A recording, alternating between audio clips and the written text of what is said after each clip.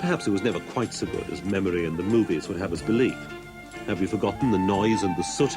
Do you remember the drafts and delays? Perhaps not. What remains in the mind's eye is the image of a dash across Paris and boarding a train to distant places at the Gare de Lyon. You still can. So what takes our fancy? Milan or south to Marseille? The east, perhaps, through Vienna to Budapest and the track of the Istanbul train. Well, certainly a trip to the east will give us more chance of finding steam trains, and it'll show us a lot more railways. That's why we won't take the direct route. We've got a week to travel. A week of changing trains, stopping where we like, and starting with a touch of class. Sur Poix, le très rapide Trans-Europe Express 23, le Cisalpin, départ 12h15 en première classe. Attention, ce train est 40 au milieu du train, après la voiture part. Au milieu. You speak English? Yes, ma'am. Yes? You are in the middle of the train, car number 8. Le Cisalpin, Trans-Europe Express, may not have the romantic look of earlier trains, but it has its compensations. Another worth bearing in mind in future is it always leaves on time.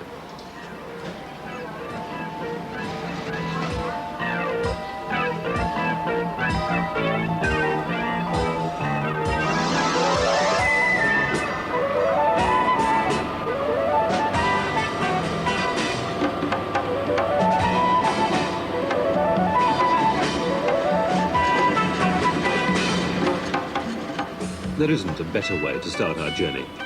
These are the first-class continental trains, the internationalist dream, running across the frontiers of a dozen countries in much the same way that the luxury coaches of the Wagon-Lit company did 100 years before them. Le Cisalpin, getting us to our first destination on Lake Geneva in 4.5 hours of quiet, air-conditioned comfort.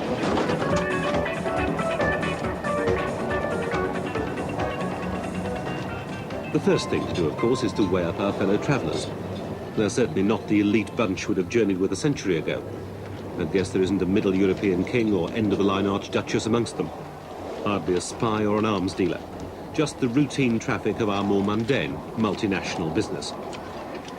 Yet we're in the debt of those early trains, the privileged expresses that eventually extended the privilege of travel to the rest of us. Before them, we were bound in by the narrow circles of city or village life, until the tracks went over the horizon.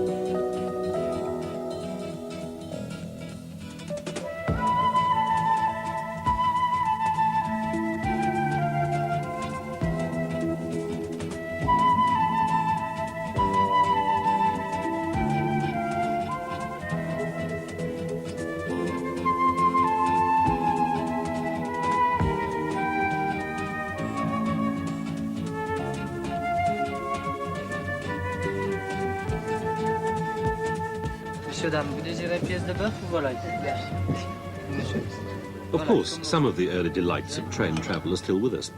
We can still nibble at the pleasures of the rich and famous. Fast food has a different meaning on Trans-Europe Express. In the best traditions of Wagon-Lit service, the waiters still get by in 3 or 4 languages, still assume that we recognise the dishes on today's menu as old friends, but are still prepared to discuss with a quiet American what's the next best thing to Californian claret. Admittedly, you won't get out for much less than £10 a head, but perhaps that's only to be expected in a restaurant with one of the best views in Europe.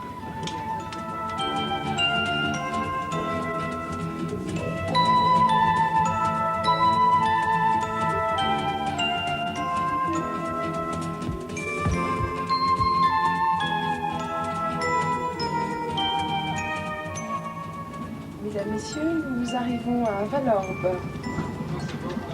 Ladies and gentlemen, we are arriving at Valorbe.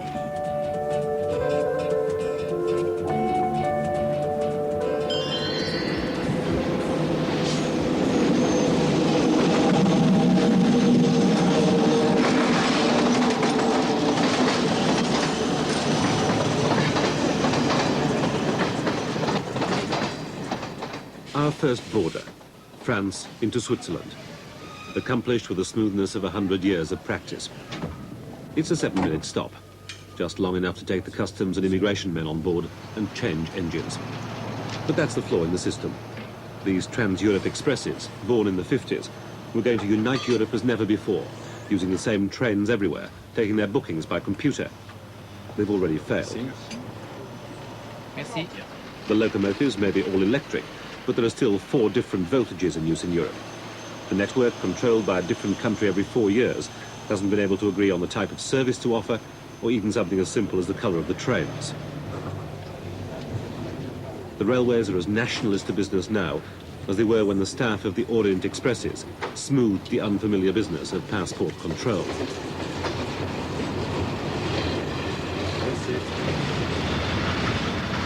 Soon perhaps Le Cisalpin will be as out of place and time as the great European resorts the railways created. Soon its arrival at Lake Geneva will be no more than a picture for the scrapbooks, a photograph pasted a few pages on from the holiday snaps of earlier days, from the years when this corner of Switzerland was Little England in the season.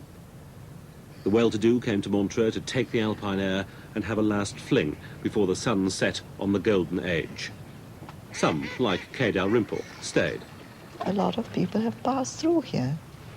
They seem to be rather quiet people, whether they came here to recollect themselves, because it was a beautiful spot and it was quiet and the view is magnificent, and you have the lake, which was in those days not polluted. So it was quiet making. You could go for trips on the boat. From here, people went up to Glion, which is very easy with the little trains, or to Caux, which they did a lot, of course. And it was a relaxing place. A place packaged by the railway companies. Wagon-Lit was here, and hotels to match the excellence of their trains. They used to have the dancing here in what is now the music room. And they had a band, then we used to have tea and dance in the middle of the room, very sedate with our chaperones, of course. And we had our private parties, we had our dances, of course, we had our special group. And we used to go to what's now the Hazy Land, which was called the Pavillon des Sports in those days. You could go every afternoon and have tea there and dance.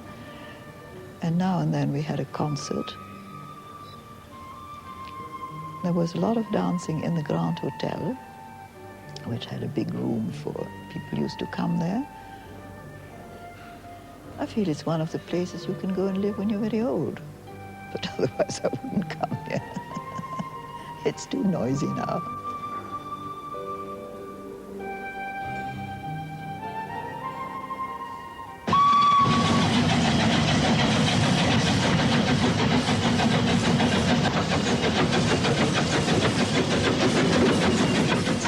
But there are new attractions. The commonplace of Quai Dalrymple's day, preserved in axle grease in the hills above Montreux. Once the line from Blonay to Chambly was one of 100 rural steam railways. Now it's 3 miles of track and worked by amateurs. The part-time world of Preservation Society president François Bossard. Vous savez que dans la vie, on réalise des fois, je dirais, un petit peu des rêves d'enfance où on essaye de retrouver ce qu'on a vécu autrefois.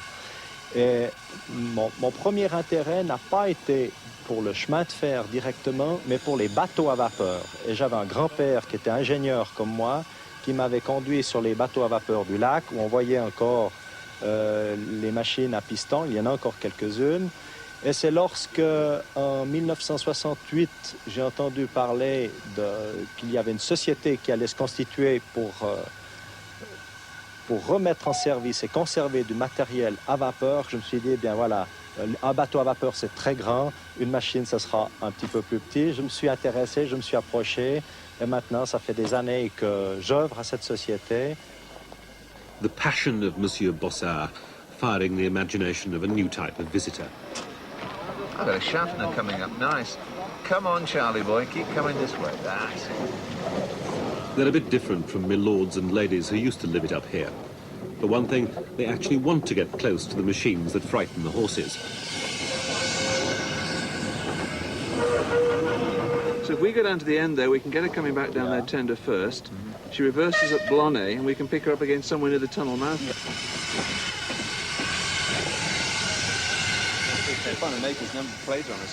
An ecstasy of rivets and steam pipes that export manager Bill Alborough has captured for a more modern package holiday market.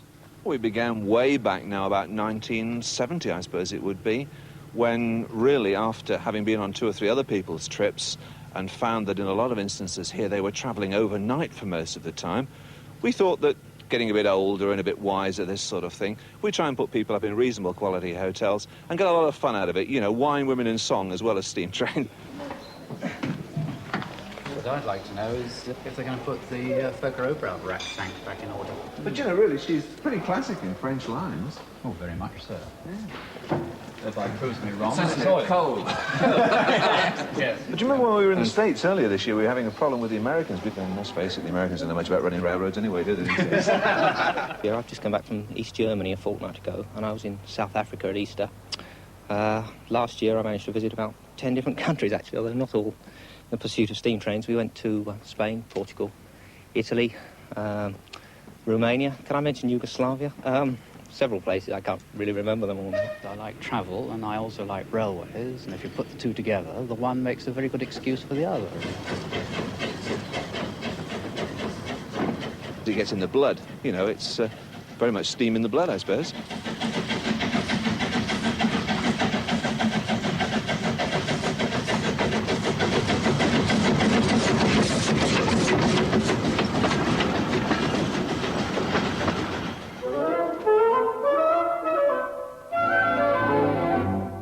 The first run of Europe's newest luxury train.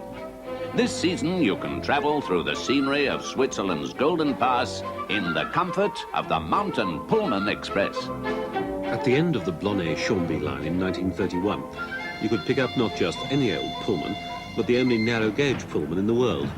An electric train just out of its box, taking the corners like a Hornby model as it wound its way to the smarter ski resorts of the Bernese Oberland. Luxury had even found its way off the beaten track.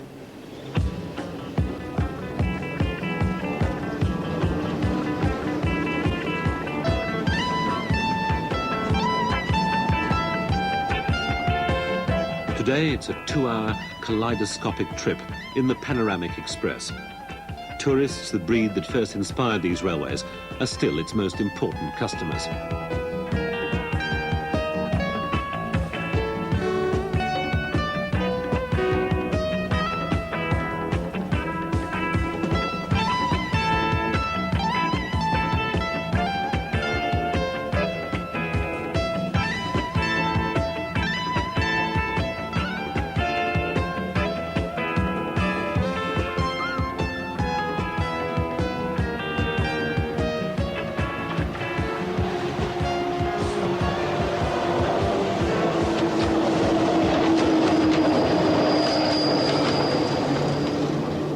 Private, narrow-gauge Montreux-Oberland-Bernois Railway has made its living since the turn of the century by bringing trippers round the mountain to Schweitziman. At which point all changed to the less panoramic rolling stock of the private, but this time standard-gauge, Bern-Lurchburg-Simplon Railway. It's just across the platform, our connection for the hour-long haul to Interlaken.